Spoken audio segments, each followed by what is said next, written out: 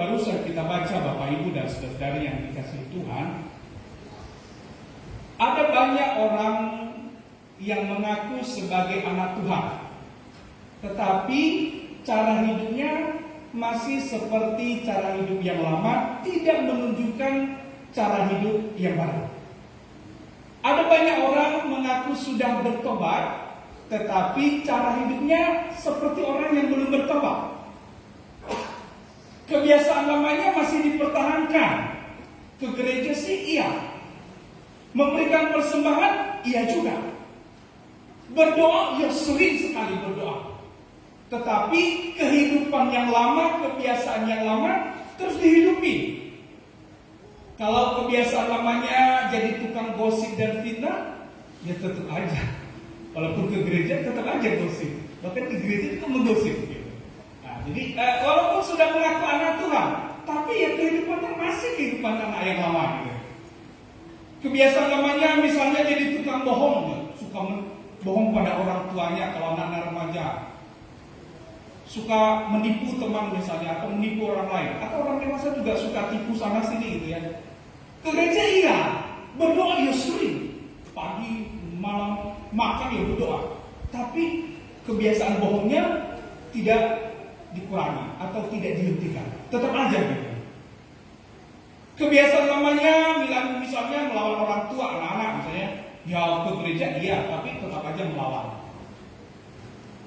Kebiasaan lama menindas orang lemah misalnya. Kalau dia sudah berada pada jabatan lebih tinggi, ada nindas bawahannya. Tapi ke gereja tetap, ngaku anak Tuhan tetap. Tapi kebiasaan lamanya menindas orang lemah, menindas orang miskin, tetap juga dijalani. Jadi ini disebut sebagai pertobatan yang palsu atau pertobatan yang pura-pura. Sehingga kalau kita lihat di dalam Yesaya, sebelum masuk pada ayat 16, 17 sampai 20 ini, kita melihat juga Yesaya kemudian mengkritik keras bangsa Israel yang kehidupan pertobatan mereka dan kehidupan kerohanian mereka itu kehidupan yang penuh kepura-puraan. Mereka datang pada Tuhan, bawa persembahan banyak-banyak, berdoa luar biasa. Barangnya, wah, kalau bisa berdoanya lebih banyak dari orang lain. Tapi mereka tetap saja hidup dalam penindasan terhadap orang lain. Sehingga kalau kita baca nanti di dalam ayat 15 sebelum ayat 16 ini, dasar dari kritik yang disampaikan oleh Yesaya ini disampaikan di dalam ayat 15. Saya baca kepada kita begini. Apabila kamu menadahkan tanganmu untuk berdoa, aku akan memalingkan mukaku. Bahkan sekalipun kamu berkali-kali berdoa, aku tidak akan mendengarkannya, sebab tanganmu penuh dengan darah. Ya, mereka datang pada Tuhan, mereka beribadah, mereka bawa persembahan, mereka berdoa berkali-kali bahkan, tidak bosan-bosannya berdoa terus. Walaupun sampai Tuhan bosan juga dengan berdoa terus. Tapi Tuhan bilang, walaupun engkau berdoa berkali-kali, datang bawa persembahan, tapi aku memalingkan wajahku darimu, karena tanganmu penuh dengan darah. Penuh dengan darah ini adalah simbol dari perbuatan dosa yang terus mereka hidupi. Jadi hidup kerohanian mereka, pertobatan mereka adalah penuh kepura-puraan. Sehingga kemudian Yesaya di ayat 16 sampai 20 yang kita baca tadi menyampaikan seruan, panggilan supaya umat Tuhan, baik umat Israel pada waktu itu dan juga kepada kita saat ini, melakukan yang namanya pertobatan sejati. Dan ini yang menjadi tema khotbah kita pada pagi hari ini adalah buah pertobatan sejati. Kita ucapkan bersama-sama 3 ya, buah pertobatan sejati. Bapak Ibu dan saudari yang dikasihi Tuhan, bertanya, buah pertobatan sejati itu seperti apa? Bapak Ibu dan Saudari yang dikasihi Tuhan, dari 16, 17, 18, 19, 20 ada dua garis besar yang menjadi buah pertobatan sejati setiap orang beriman. Dan ini harus kita miliki. Kalau tidak, maka kita hanya akan menjadi orang-orang yang bertobat secara pura-pura. Pertobatan atau buah pertobatan sejati yang pertama secara garis besar adalah harus melakukan yang namanya perubahan hidup. Pertobatan sejati harus menghasilkan perubahan hidup, yang kalau dalam istilah reformator waktu itu adalah pembaruan. Jadi membaharui hidup, membaharui cara berpikir, membaharui cara mereka bergereja, membaharui cara mereka melihat keselamatan. Nah, itu pada konteks reformasi. Di dalam konteks iman ini bahwa kita juga harus membaharui hidup secara terus-menerus, melakukan perubahan total. Dan di dalam ayat 16 dan 17 ada dua lagi perubahan hidup yang harus kita lakukan. Perubahan yang pertama adalah berhenti dari berbuat dosa. Itu pertobatan. Jadi hidup yang lama itu yang ditinggalkanlah. Kalau sudah ngaku anak Tuhan, rajin ke gereja, kebiasaan lama menggosip, memfitnah itu dihentikan. Amin. Itu. Jadi harus ada perubahan. Kalau tidak berubah, yaitu pertobatan yang pura-pura. Hidup kerohanian yang pura-pura, palsu. Dia katakan, berhentilah berbuat dosa. Dengan kata lain, berhentilah berbuat kejahatan. Ini terminologi yang dipakai di dalam ayat 16. Bahkan diuraikan di sana. Di dalam ayat 16, kita baca sekali lagi bersama-sama. Bisa ditampilkan? Kita baca 3, 2, ya. Basuhlah, bersihkanlah dirimu, jauhkanlah perbuatan-perbuatan yang jahat dari depan matamu, berhentilah berbuat jahat. Dua kata pertama itu basuhlah dan bersihkanlah dirimu. Ini bicara tentang kejahatan-kejahatan yang sudah dilakukan, yang harus disucikan dengan memohon pengampunan dosa. Lalu kalimat berikutnya, jauhkanlah perbuatan-perbuatanmu yang jahat dari depan mataku, berhentilah berbuat jahat. Ini bicara soal komitmen untuk tidak lagi mengulangi kejahatan yang sama di masa yang akan datang. Jadi perubahan ini harus nyata.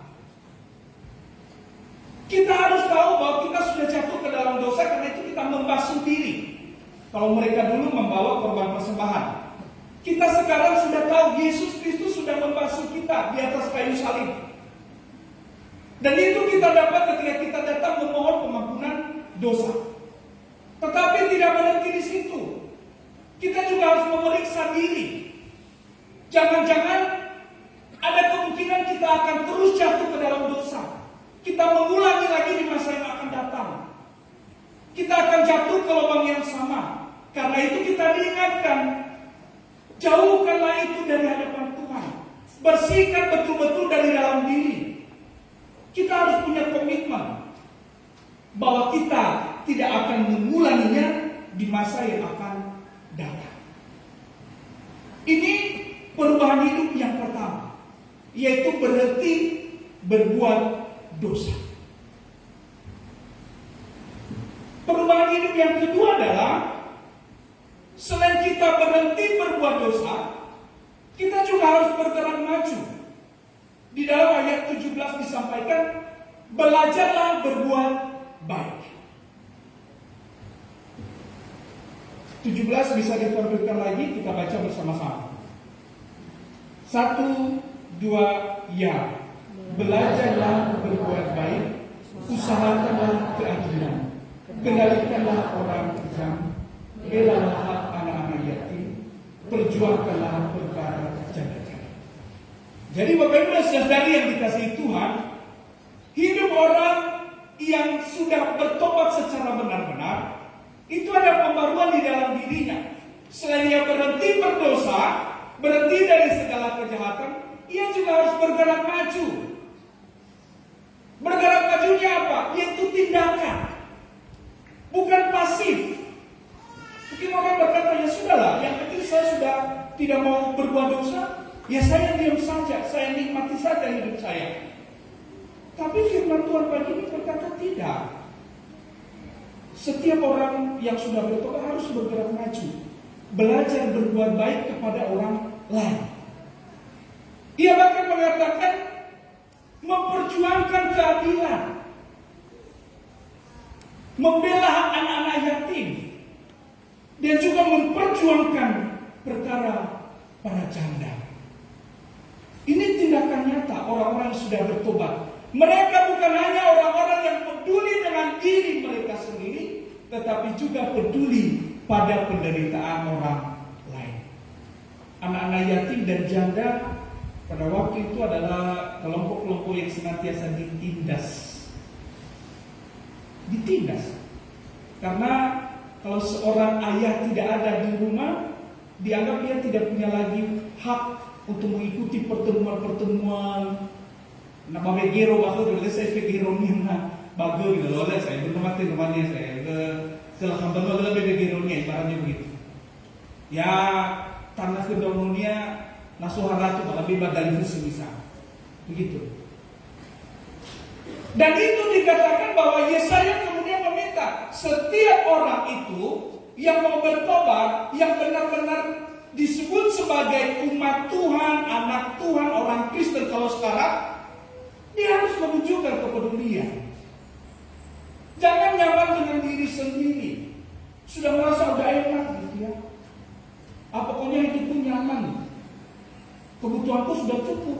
Mau yang lain gak peduli gitu. Tapi di sini dikatakan tidak. Kita harus berubah, Bapak Ibu. Kalau selama ini kita menjadi pribadi-pribadi yang gak peduli gitu ya, nanti kita sudah dapat pertobatan, udah enak, udah gak mau berdosa lagi. Ya kita berubah. Ini panggilan pertobatan kita. Dan ini buah pertobatan kita. Ketika kita menunjukkan bahwa kita peduli terhadap orang lain, ini adalah buah dari pertobatan kita. Lalu garis besar yang kedua, buah pertobatan sejati adalah mendatangkan berkat. Nah ini biasanya paling disukai. Paling disukai karena ia berkat. Berkat ini juga dibagi dua, yaitu berkat rohani dan berkat jasmani. Itu kita bisa tahu di dalam ayatnya yang ke-18. Ini soal berkat rohani. Ayat 18 dikatakan, mari baiklah kita berperkara firman Tuhan. Sekalipun dosamu merah seperti kirmizi, akan menjadi putih seperti salju. Sekalipun merah seperti kain kesumba, akan menjadi putih seperti bulu domba. Nah ini disukai sekali, karena ini berkat. Jadi ya orang berarti sudahlah, apapun dosa, mau semerah apapun, mau separah apapun, kalau saya datang pada Tuhan mohon pengampunan, itu sudah pasti diputihkan. Tapi lupa pada pertobatannya tadi, soal perubahan hidup. Dikiranya kalau sudah datang mohon pengampunan, lalu masih hidup dengan jalan hidup yang lama, dikiranya itu akan menjadi miliknya. Padahal Bapak Ibu, ini menjadi syarat. Bagi ayat 18 ini adalah menjadi syaratnya, yaitu ayat 16 dan 17, yaitu perubahan hidup tadi. Sehingga berkat itu menjadi milik kita, berkat rohani. Berkat rohaninya apa? Yaitu pengampunan dan keselamatan. Tidak ada keselamatan tanpa pengampunan. Tidak ada pengampunan tanpa pengakuan dosa. Dan pengakuan dosa membutuhkan komitmen untuk bertobat. Di luar itu ya kepura-puraan. Jadi mengaku dosa tapi masih hidup yang lama itu kepura-puraan. Harapannya kita di sini adalah orang yang benar-benar bertobat secara benar, bukan pertobatan yang pura-pura. Selain berkat rohani, dijanjikan juga soal berkat jasmani. Dan ini paling kita sukai juga. Itu di dalam ayat 20. Ayat 19. Ayat 19, jika kamu menurut dan mau mendengar, maka kamu akan memakan hasil baik dari negeri itu. Jadi buah pertobatan sejati kita bukan hanya soal berkat nanti, soal kehidupan kekal, soal surga, tetapi sesungguhnya juga berkat jasmani. Tuhan berjanji kepada umatnya ketika mereka melakukan pertobatan yang benar, pertobatan yang sejati, berkat itu juga akan mereka terima. Apapun yang mereka kerjakan di negeri yang dijanjikan Tuhan kepada mereka, Tuhan berkati. Kalau itu kebun anggur dibuat berbuah melimpah, sehingga kebutuhan mereka tercukupi. Saya percayalah, Bapak Ibu di tempat ini orang-orang yang sudah diberkati Tuhan. Amin. Di dalam pekerjaan, di dalam usaha, kita sudah diberkati Tuhan. Ini adalah buah dari pertobatan kita. Dan kalau kita sudah menerima berkat itu, ya jangan kembali lagi kepada kehidupan yang lama. Kita harus terus bergerak maju, menjalankan kehidupan seturut dengan kehendak Tuhan. Dan ingat di ayat 20 ada juga ancamannya. Ayat 20 kita baca bersama-sama, walaupun tadi sudah kita baca. Ayat 20 bisa ditampilkan. Kita baca 3, 2 ya. Tetapi jika kamu melawan dan memberontak, maka kamu akan dimakan oleh pedang. Sungguh Tuhan yang mengucapkan. Nah ini biasanya kita tidak suka ya, karena ini ada ancamannya, ada hukumannya. Bagi yang bertobat secara pura-pura, pertobatannya cuma palsu, ya ini Tuhan juga menjanjikan hukuman. Dan kita tidak mau ini. Tidak ada yang mau hidup lalu berakhir mendapatkan hukuman. Saya percaya di sini tidak ada yang mau dihukum. Amin. Tidak ada. Saya pun tidak mau. Bapak Ibu tidak mau. Anak-anak ini tidak mau juga dihukum. Karena itu, mari kita hasilkan buah pertobatan sejati di dalam kehidupan. Yang walaupun mungkin sampai sekarang, misalnya, kita masih hidup dalam kepura-puraan, masih hidup dengan cara hidup yang lama. Mari mulai sekarang, ketika kita sudah mendengar firman Tuhan ini, kita adakan yang namanya pembaruan, perubahan hidup ke arah yang lebih baik. Ada satu perumpamaan yang disampaikan oleh Tuhan Yesus bagaimana seseorang melakukan pertobatan. Itu di dalam Matius pasal 21 ayat 28 sampai ayat yang ke-30. Saya ceritakan secara singkat saja. Yesus menyampaikan kepada murid-muridnya waktu itu dan kepada orang banyak, ada seorang bapak punya 2 orang anak laki-laki. Yang sulung ia panggil pertama. Lalu ia memberi perintah, anakku, pergilah, bekerjalah di kebun anggur kita. Apa kata anak sulung? Iya bapak. Artinya iya gitu. Tentu orang tuanya senang karena mendapatkan yang bagus. Iya. Tapi tidak berangkat. Tetap aja dia di rumah. Tetap aja dia main-main dengan kesukaannya sendiri. Kemudian bapak itu atau ayah itu memanggil anaknya yang nomor 2, anak laki-laki, dan memanggilnya, anakku, pergilah ke kebun anggur kita, bekerja. Lalu apa yang aku nggak mau, tidak mau, memberontak, dia nggak mau. Tapi berselang lama kemudian anak yang nomor 2 ini sadar, waduh, aku sudah melawan bapak, aku sudah melawan dia. Aku menyesal. Udah, diam-diam dia mengambil peralatannya, lalu dia berangkat ke kebun anggur ayahnya dan bekerja. Lalu Yesus bertanya kepada orang, siapa yang bertobat dari 2 ini? Anak pertamakah atau anak kedua? Yaitu anak yang kedua. Siapa yang mengikuti kehendak Allah?